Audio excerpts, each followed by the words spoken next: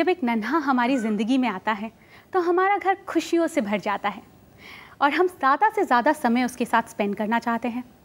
और सबसे ज़्यादा खुशी की बात ये होती है कि हम उसे दुनिया दिखाना चाहते हैं, उसे दुनिया से रूबरू कराना चाहते हैं।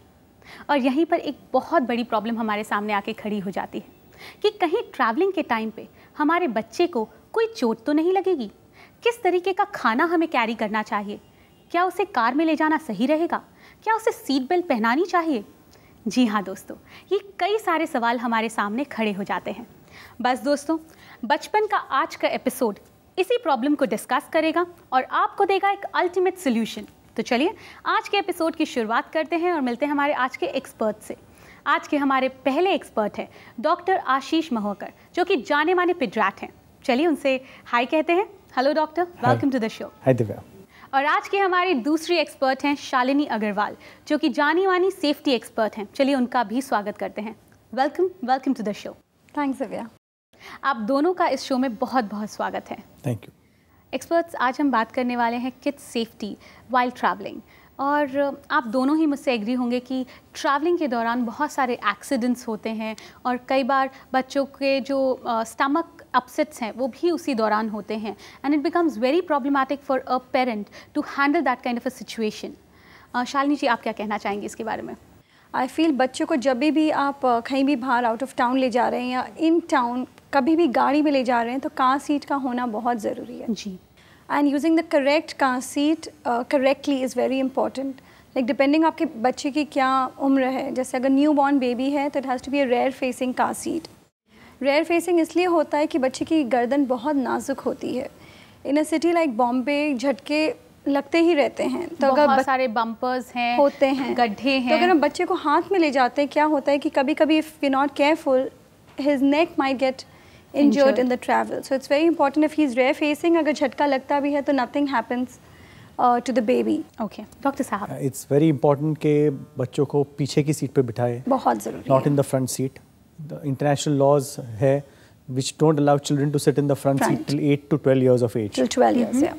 But अक्सर देखने में आता है कि यहाँ पे कोई कुछ फॉलो नहीं करता है, बच्चे फ्रंट सीट नहीं डैडी के गोदी में बैठ के गाड़ी चलाते रहते हैं। Correct. वो सिचुएशन भी आती है, बहुत डेंजरस है। If there is a sudden brake और sudden accident then the baby is likely to be bashed against the windshield and it can cause severe head injuries. Secondly काफ़ी बार ये भी देखने में आता है कि पैसेंजर सीट पे जो बैठा है वो बच्चे को लेता है और सीट बेल्ट बच्चे के ऊपर से लेता है। जी। That is also very dangerous. It does not give any protection. आप बोलेंगे कि हमने सीट बेल्ट लिया है तो baby is protected. You can not do that. अगर आप फ्लाइट में जाते हैं तो they advise when you carrying a infant कि फ्लाइट सीट बेल्ट पहनिए और बेबी को ऊपर लीजिए, never over the baby.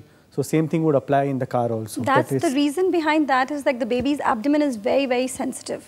So when we put the seat belt, it kind of goes across his abdomen. उसके पेट को दबा सकता है, तो अगर झटका लगता है तो उसका पेट सबसे पहले दबेगा.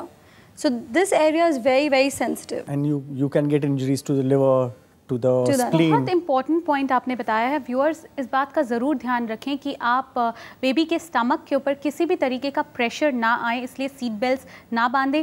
पीछे की साइड पे अगर आप कार में ट्रैवल करते हैं या आपकी पर्सनल कार है तो हमेशा बच्चे को पीछे बिठाएं, आगे नहीं, क्योंकि अक्सर देखा जाता है इन अ कार सीट, क्योंकि अक्सर देखा जाता है बच्चे ज़िद करते हैं हमें आगे बैठना है, हमें पापा के साथ बैठना है या गाड़ी चलाना है, और हम उनकी ज़िद को मान लेते हैं और कहीं ना कहीं एक छोटा सा जो हमारा नज़रिया है वो एक बहुत बड़े एक्सीडेंट में रिजल्ट कर सकता है। And another thing which is very important to remember कि जब बच्चा छोटा है, especially below 6 months, और आप उसको कार सीट में बिठा रहे हैं पीछे भी, तो baby should be rear facing, यानी he should face the back window. Correct. He should not face the driver side, because very often car seat भी opposite direction में like a normal seat रखी जाती है with infant side. अगर झटके से baby can come out of the car seat. I think बहुत important है। बचपन का हमारा सिर्फ एक मोटो है कि हम एक सही अवेयरनेस क्रिएट कर सके पेरेंट्स के बीच में कि सारे के सारे बच्चे अपनी जो बचपन की जो जर्नी है, चाइल्डहुड की जो जर्नी है, बहुत अच्छे से इंजॉय करें। उन्हें कहीं दर्द, उन्हें कोई चोट ना लगे, जितनी बीमारियां हैं वो अवॉइड कर सकें, सबसे अच्छा हो। इसलिए we have actually shot a small video which states कि एक बच्चे को किस तरह से ट्रैवल करना चाहिए। चलिए उसे देखें।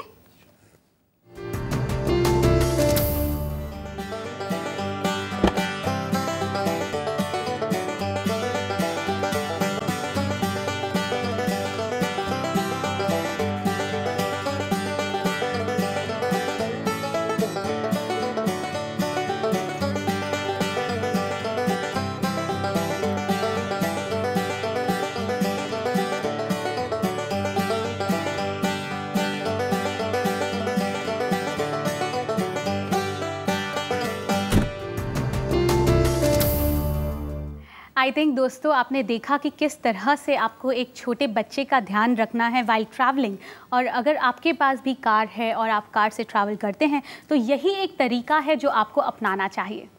शालिनी जी, इसके बारे में प्लीज़ हमें और बताएं। The way the lady is actually buckling her kids on the पीछे का seat is the right method.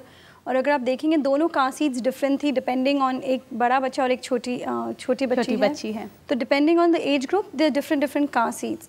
Also, I would like to add, like setting a role model is extremely important.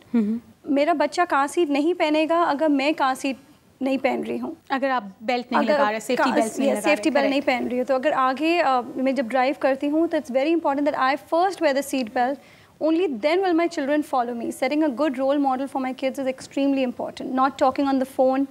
अक्सर देखते हैं लोग phone पे बात कर रहे हैं और ड्राइव कर रहे हैं, बच्चा बिना सीट बेल्ट बिना कार सीट के पीछे ही बैठा हुआ है। So those are all dangerous signs. I think ये सारी चीज़ों का ध्यान रखना बहुत ज़रूरी है, क्योंकि अटमोस्ट हमारे लिए हमारे बच्चे की सेफ्टी बहुत इंपॉर्टेंट होती है। हम इसके बारे में और जानकारी आपसे लेंगे, मगर एक छोटे से ब्रेक के बाद। दोस्तों, आज हम बात कर रहे हैं किड्स सेफ्टी के बारे में वाइल ट्रैवलिंग। सो ब्रेक के उस पार आपको और भी कई इंपॉर्टेंट पॉइंटर्स और गाइडेंस टिप्स मिलेंगे। So stay tune.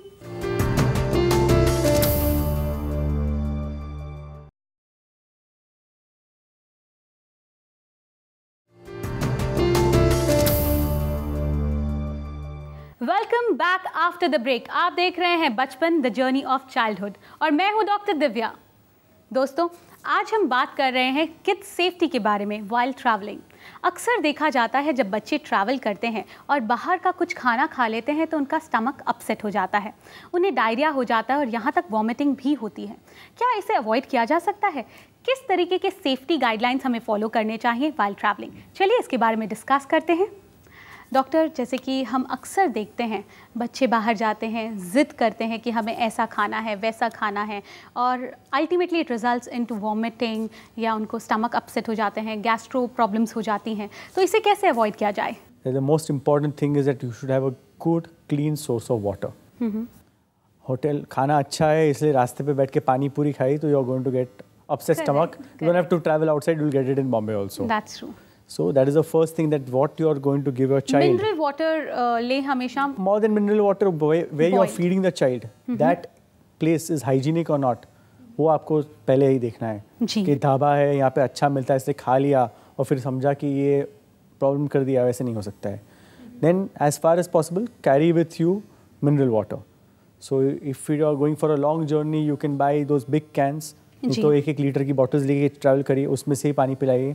कोई भी सोर्स से पानी लेके दे दिया, वेल का पानी है कि टैप का पानी है, which you are not sure कि ये क्लीन रहेगा कि नहीं, वो सब अवॉइड करिए। एंड थिंग्स लाइक गोला, ice cream, lollipops outside are definitely to be avoided. Moderation में, इन केस अगर बच्चा खाना चाहता है तो ज़्यादा नहीं। गोला specially again is made out of ice and water, so again that's a huge issue. बाहर जाने के बाद अक्सर उनको बॉम्बे में नहीं मिलता है इसलिए उनको गोला खाने की इच्छा होती है, तो ये सबसे देखा जाता है कि बहुत प्रॉब्लम हो जाता है। ओके, एक डिहाइड्रेशन भी एक इशू हो सकता है, क्योंकि लॉन्ग ट्रैवलिंग में पानी ना पीने की वजह से बच्चे को बहुत इश्यूज होते हैं। That depends. अगर आप लॉन्ग जर्नी ले रहे, टेम्परेचर ज़्यादा है, देन यू मस्ट इंश्योर कि बेबी को रेगुलर फ्लूइड इनटेक है। And fluid intake does not mean only water.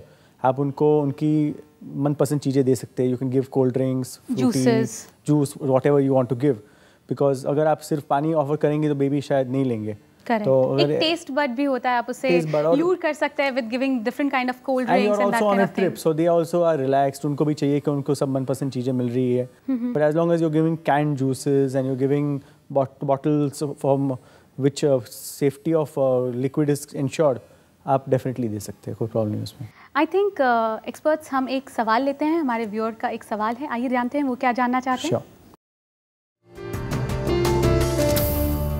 मेरा बच्चा 5 साल का है। हम जब भी बाहर कहीं घूमने जाते हैं तो वो बार बार उल्टी करता है, उसके लिए क्या उपचार करना चाहिए? ओके, ये बहुत ही कॉमन प्रॉब्लम है। कुछ बाहर की चीज़ें भी खा लेता होगा और नॉर्मली उसे वॉमिट होती है, तो उसे कैसे अवॉइड किया जाए? दिस इज़ बेसिकली एक केस ऑफ मोशन सिकनेस, काफ़ी कॉमन है जी। अगर बच्चों को बहुत ज़्यादा वॉमिटिंग का प्रॉब्लम हो रहा है और ट्रैवलिंग करना ही है जी, then anti-vomiting medications like domperidone and metoclopramide can be given. Travel करने के आधे घंटे पहले दे दीजिए, then mostly 4-6 hours they are protected. अगर जर्नी ज़्यादा है तो एक और डोज रिपीट करिए जी। And watch. पहले एक हायोस्किन पैच करके आ रहा था which we use to keep behind the ears, उससे वॉमिटिंग कम हो जाता था, लेकिन अभी कमर्शियली अवेलेबल नहीं है और सेकेंडली बच्चों में वो टेस्टेड नहीं है। Correct. तो बच्चों के लिए वो अभी रिकमेंडेड नहीं है as of now. Domperidone and metoclopramide are the drugs to be used. Thank you so much. आपको शायद आपके सवाल का जवाब मिल गया होगा। एक्सपर्ट कहते हैं कि आपके बच्चे को मोशन सिकनेस है, आप उसे नॉर्मल जो ड्रग्स डॉक्टर साहब ने बताई हैं वो दे सकते हैं। और अगर आपको ऐसा लगता है कि आपके बच्चे को किसी तरीके के पानी से या फिर किसी तरीके के खाने से ये प्रॉब्लम हो रही है तो उसे कम्प्लीटली अवॉइड कीजिए, उसे समझाने की कोशिश कीजिए और देखिएगा कि आपका बच्चा नेक्स्ट टाइम जब आप ट्रैवल करते हैं हैप्पी रहेगा, खुश रहेगा और हेल्दी रहेगा। आई थिंक बहुत ज़रूरी है कि करेक्ट इन्फॉर्मेशन पेरेंट्स के पास रहे, क्योंकि वो कहीं ना कहीं बहुत ज़्यादा डिप्रेस हो जाते हैं जब उनके बच्चे को इस तरीके के इश्यूज़ हो रहे हैं, और स्पेशली जब पूरी की पूरी फैमिली बाहर एक आउटिंग पे जा रही है, हर मोमेंट को इन्जॉय करना चाहती है, तब ये इश्यूज़ नहीं होने चाहिए। तो they have to be very much conscious. I think एक और सवाल जो मन में उठ रहा है, अक्सर देखा जाता है कि आजकल जो डिलीवरीज़ हैं वो हॉस्पिटल्स में होती हैं। हॉस्पिटल में जब फर्स्ट डे ऑफ लाइफ या फर्स्ट डे ऑफ बेबी होता है, हम उसे अच्छे से हैंडल कर पाते हैं क्योंकि पास में नर्स है, डॉक्टर्स हैं हेल्प करने के लिए और आयाज़ हैं। बट जब बच्चा हॉस्पिटल से घर जाता है तब हमें काफ़ी सारी डिफ़िकल्टीज़ फेस करने को मिलती हैं, specially in a place like Mumbai, क्योंकि गड्ढे हैं, हर जगह बम्पर्स हैं, बम्पी ड्राइव रहती है, आप रिक्शा में भी लेके जा रहे हो तो इट्स वेरी डेंजरस। इसके बारे में आप क्या कहेंगी? इन अमेरिका आपको बच्चे की देखभाल करने का तब तक मौका नहीं दिया जाएगा जब तक वो नीचे आएंगी, नर्स आपके साथ देखेगी कि कार सीट है कि नहीं, बच्चे को कार सीट में ठीक से बिठाएगी, and then only will you be given the permission to take the child home. So it's very important, like Aya and mothers and all, they take care of the baby in a different way versus car seat. Like, you can't expect Aya hai, माँ है, like इतनी लंबी journeys होती हैं कभी कभी बॉम्बे के traffic में, that you can lose how to hold your child correctly. और एक second distraction हुआ, accident will not come announcing itself. बिना बोले कुछ भी एक झटका आ सकता है which और फिर किसकी गलती होगी, अगर बच्चा का। और आपने बहुत सही कहा, आज की डेट में क्योंकि न्यूक्लियर फैमिलीज़ हैं, हर एक जन चाहता है कि जब वो बाहर घूमने जाए तो वो थोड़े मोमेंट्स इन्जॉय करे, पर्सनली इन्जॉय करे। तो मैक्सिमम लोग मेड सर्वेंट्स और आयास को साथ में लेकर जाते हैं, और आई थिंक यहाँ पर वो कहीं ना कहीं मिस्टेक भी करते हैं, क्योंकि आपके बच्चे का ध्यान आप सबसे अच्छी तरह से रख सकते हैं। You are the best for your kid. And I would like to add out here, especially when the baby is small और आप निकल रहे हैं, तो again whoever is holding the baby, और अगर कार सीट नहीं है तो बेबी को हाथ में लीजिए और पीछे बैठिए, not in the drivers seat, front seat. So that is again very very important कि बेबी के साथ पीछे है। अगर baby is a newborn or just 1 or 2 days old, baby has to be wrapped. It is not just a matter of bumpy ride. अगर Windows open है, ठंडी हवा आ रही है तो baby will very quickly become cold. इसलिए baby को very nicely warm wrapping and double wrapping के साथ ले लीजिए। Baby should remain completely warm throughout the journey, and if journey is long, mummy may have to even breastfeed the child during the journey. So I would like to add, Divya, that हम लोग को अपने घर के बारे में सब कुछ मालूम होता है कि क्या सेफ़ है, क्या नहीं सेफ़ है, ग्रिल्स हैं कि दरवाज़ा कहाँ है, सब कुछ। Even the kid knows his environment very well. But when we are traveling outside, किसी के घर जा रहे हैं या होटल में जा रहे हैं, it's extremely important कि माँ पहले 5-10 मिनट एकदम एग्जामिन कर ले अपनी सराउंडिंग्स को, to see is it dangerous. when you travel to different cities, not necessarily grills are there, like balconies, open balconies होती हैं। Correct. We keep reading in the newspaper कि when बच्चे are leaning forward, sometimes they just fall off. So if you find such dangerous things, you should make a note and take the right measures when you are traveling with kids. Correct. So examine your environment very closely, क्योंकि कभी कभी होता है उनके घरों में छोटे बच्चे नहीं हों, so they don't even know that these are the danger points for kids. So please, parents should make a note of examining the place for the child as soon as they reach a new place. I think एक और चीज़ जो हमारे viewers को बताना चाहिए कि जब भी आप ट्रैवल करें तो एक फ़र्स्ट एड किट आपके साथ होना बहुत ज़रूरी है। तो उसमें क्या क्या इंपॉर्टेंट चीज़ें आपको रखनी चाहिए, आइए देखते हैं। Contents of first aid kit: bandage roll, cotton swabs, scissors, thermometer, petroleum gel, bandage, burn ointment, iodine tincture, ORS. I think हम जितना अवेयर कर सके या अवेयरनेस बढ़ा सके वही सही तरीका होगा लोगों को एजुकेट करने का और इस तरीके के एक्सीडेंटल केसेस को अवॉइड करने का। आप दोनों ने हमारी बहुत मदद की है हमारे व्यूअर्स को जागरूक करने के लिए, उन्हें ये अवेयरनेस देने के लिए, उन्हें गाइडलाइंस देने के लिए, उन्हें बताने के लिए कि किस तरह से वो अपने बच्चे को सेफ़ रख सकते हैं, साउंड रख सकते हैं। Thank you very much for that. Thanks Divya. दोस्तों, आज हमने जाना कि आपके बच्चे की सुरक्षा आपके हाथ में है। थोड़ा सा ध्यान दीजिए, कुछ पॉइंट्स को ध्यान रखिए तो आपकी ज़िंदगी हमेशा खुशहाल रहेगी और आपका बच्चा हमेशा हर पल को एंजॉय करेगा।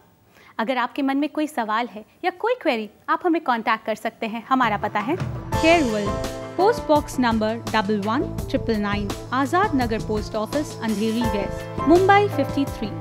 आप हमें ईमेल भी कर सकते हैं mail@careworldtv.com पे। हमारी वेबसाइट है www.careworldtv.com।